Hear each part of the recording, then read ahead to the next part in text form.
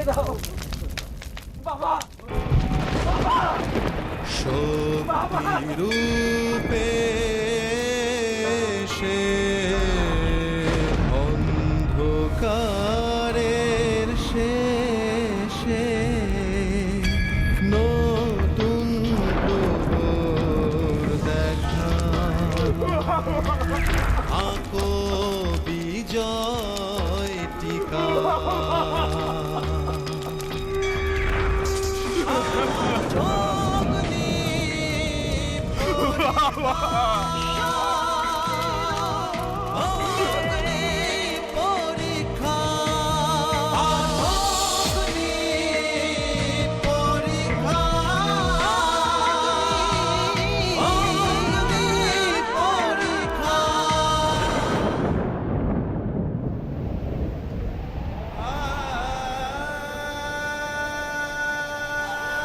আমায় ছেড়ে দাও, আমায় ছেড়ে দাও, আমায় ওর কাছে যেতে দাও, তোমরা আমায় ছেড়ে দাও।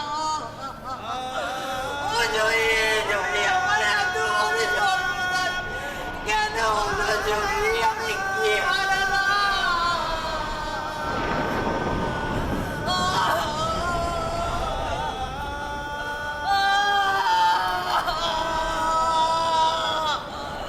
ও জয়ী, তুই আমায় তো জামাই বাবুর কাছে নিয়েছ। আমায় ছেড়ে দাও, তোমরা আমায় ছেড়ে দাও।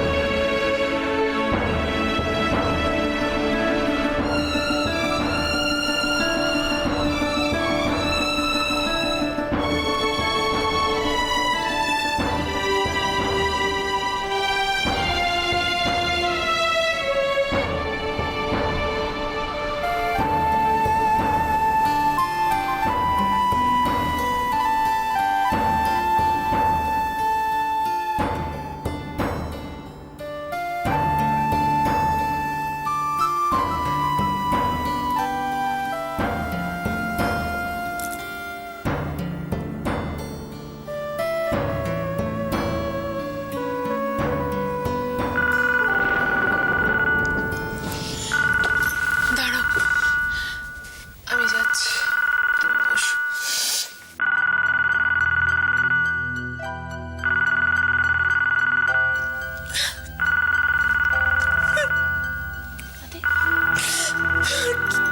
কি হলো?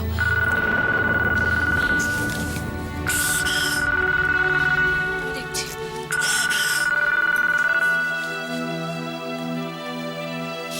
হ্যালো, কে মোহনা? ও টুইমা, ওদিককার কাজ সব ঠিক আছে, মিটে গেছে? ময়ূকের কর্তব্য জ্ঞানের কোনো তুলনা হয় না। কি নিষ্ঠা, কি ভক্তির সঙ্গে সমস্ত কাজ একা সুসম্পন্ন করল। সেই শোনো, তুমি এসব নিয়ে একদম টেনশন করবে না। সংসারে তো সুখ দুঃখ লেগেই থাকে, এসব নিয়ে তুমি একদম বিচলিত হবে না মোহনা। আর একটা কথা মোহনা, তুমি এই বাড়িতে আসার সঙ্গে সঙ্গে এরকম একটা বিশ্রী ঘটনা ঘটে যাওয়াতে আমি সত্যিই খুব দুঃখিত। এতে আপনার কি করার আছে? তাছাড়া বাড়ির বউ হিসেবে আমারও তো কিছু কর্তব্য আছে, তাই না? সত্যিই তুমি বুদ্ধিমতী। এই অবস্থায় তোমার ডিউটি আছে, তবে অবশ্যই একটু বেশি। মানে? চোখ কান খোলা রেখো। তিনি কি করছেন? কে টুইমা? অপর্ণা। তোমাকে এসব নিয়ে কিছু বিরক্ত করেনি তো? কে কিসে বিরক্ত হবে বা না হবে সেটা তো সম্পূর্ণ ব্যক্তি বিশেষের উপর নির্ভর করে, তাই না টুইমা?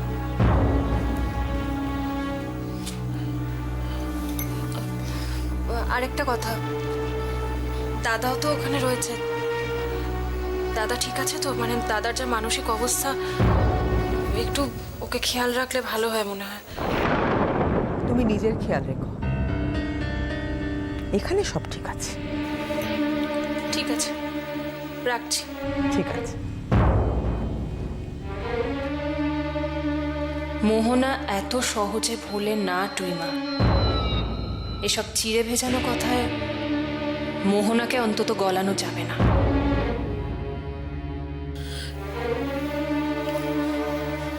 কি বললেন টুইমা? ওদিককার কাজ প্রায় শেষ, সব ঠিক আছে। ওরা ফিরে আসছে তাড়াতাড়ি সবাই।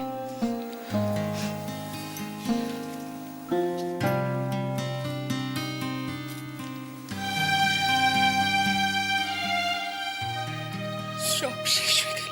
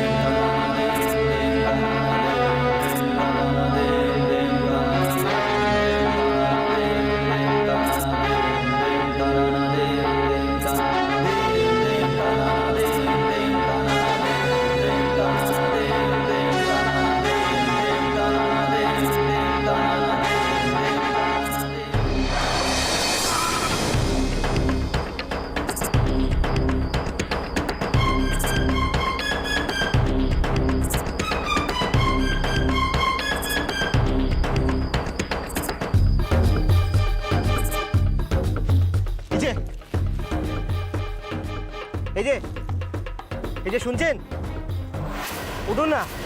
এই যে উঠুন না, এই যে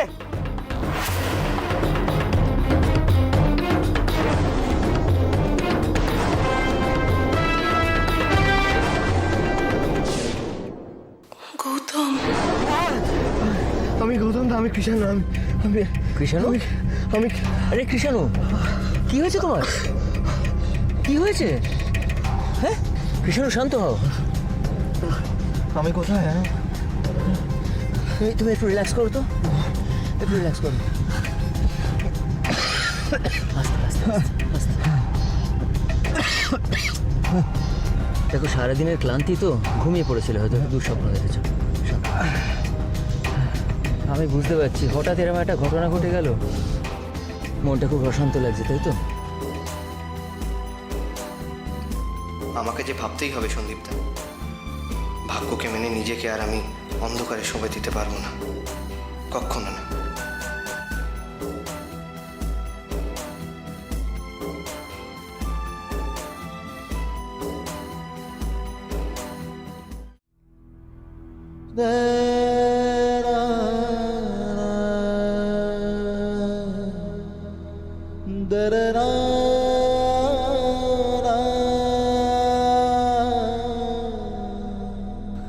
স্যার, বলছিলাম এবার তো ফিরতে হবে। চন্দনবাবু, এত তাড়াতাড়ি ওরা জামিন পেয়ে গেল কি করে? স্যার প্লিজ, আমি থাকতে এসব নিয়ে আপনাকে ভাবতে হবে না। আপনার শত্রু মানে আমারও শত্রু। প্রবলেমটা কোথায় জানেন তো স্যার? দেশে আইন যেমন আছে, আইনের ফাঁকও রয়েছে। পুলিশ নিশ্চয়ই এর মধ্যে সেরকম প্রমাণ জোগাড় করতে পারে। প্রমাণ জোগাড় করতে পারেনি মানে? সব থেকে বড় প্রমাণ তো আমার বাবার মৃত্যু। প্লিজ স্যার, প্লিজ, আপনি উত্তেজিত হবেন না। আমরা তো সবাই স্যারের আত্মার শান্তি কামনাই করছি। আমি জানি স্যার, কে বা কারা এরকম একটা জঘন্য কাজ নিজেদের স্বার্থ সিদ্ধি করার জন্য করেছে? তাদের শাস্তি দিতেই হবে চন্দন। নিশ্চয়ই স্যার, তা না হলে তো স্যারের আত্মাও শান্তি পাবে না। আমি কালই নার্সিংহোম যাব, আমি নিজে সব খতিয়ে দেখব। এই ছেড়েছে রে, এসব বলে কেন আমায় লজ্জা দিচ্ছেন স্যার? স্যার আমি আছি তো। আমি থাকতে আপনাকে যদি এই অবস্থায় নার্সিং হোমে যেতে হয় সেটা অত্যন্ত লজ্জা স্যার, আমি সহ্য করতে পারবো না। আপনি এভাবে কেন বলছেন?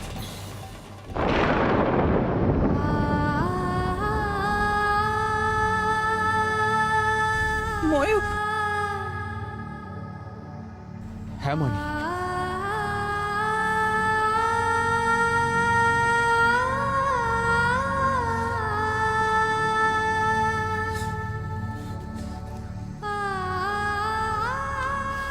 চলো।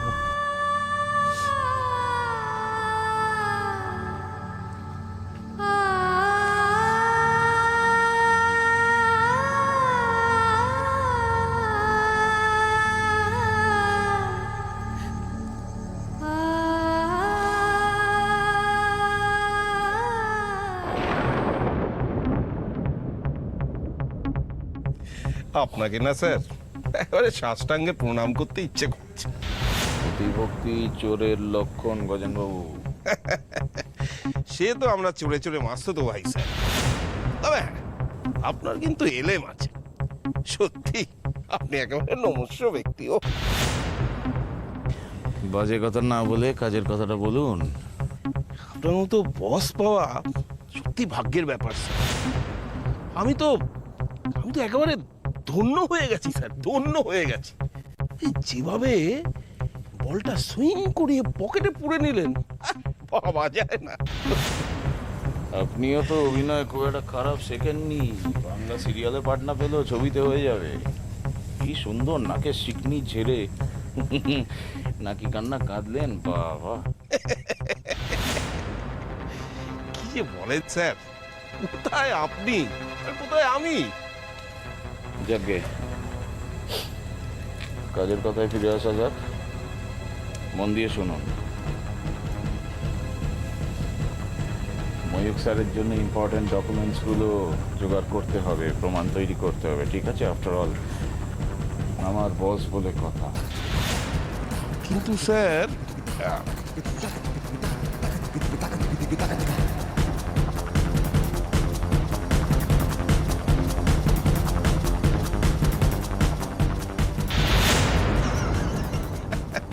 আপনি ভাববেন না, আপনি একদম টেনশন করবেন না। গজেন আছে তো, আমি সব সামলে নেব। হ্যাঁ চল। মিসেস অপর্ণা দেবরায়, এবার তোমার কাউন্টডাউন শুরু। তোমাকে এত সহজে ছেড়ে দিলে আমার নাম কি আর চন্দন থাকবে? বাস আর মাত্র কটা দিন অপেক্ষা করুন ম্যাডাম, প্লিজ। আপনার সামনে যে কি কি দিন আসতে চলেছে তা আপনার স্বামী কেন আপনিও ভাবতে পারবেন না।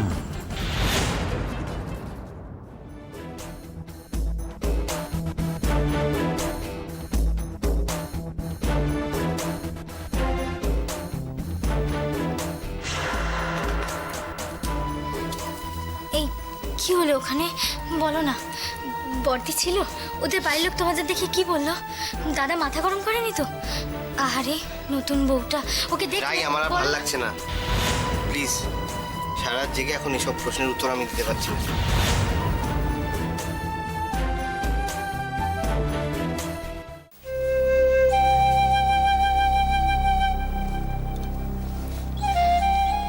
তুমি এভাবে কেন বলছো? আমি তো এতক্ষণ টেনশন করছিলাম। আমার বুঝি জানতে ইচ্ছে করে না। আসলে তুমি আজকাল আমাকে সহ্যই করতে পারো না। তোর ভালো লাগে না?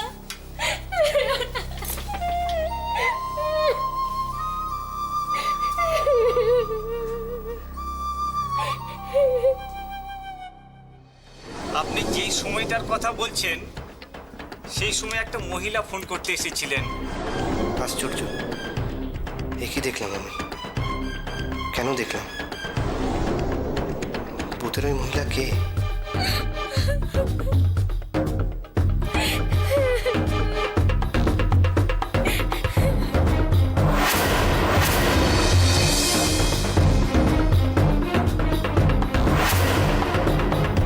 ওকে, কেন ওরা গৌতমকে খুঁজছে?